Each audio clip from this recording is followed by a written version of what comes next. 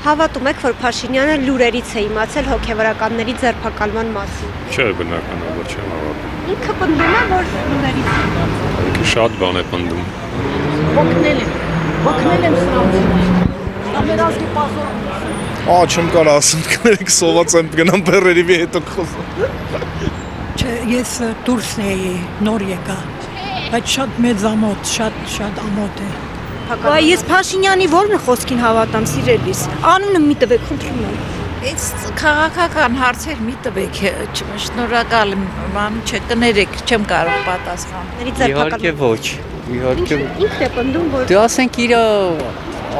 ցանկացած ասած խոսքը մի սուտ է դուրս գալի։ Այդ առումով ոչ մի հավատ չի ներշնչում ժողովրդին, այնքան որ լսում ենք։ Քաղաքականությունով չեմ հետաքրքրում, ես քրիստոնյա մարդ եմ։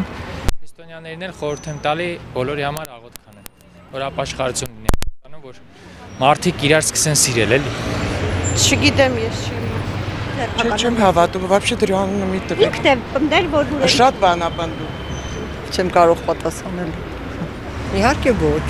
ինքն է պնդում, որ լուրերից է իմացել։ Դե ինքը ամեն ինչ պնդում է ջանս, բայց որքանով է դա ճիշտ։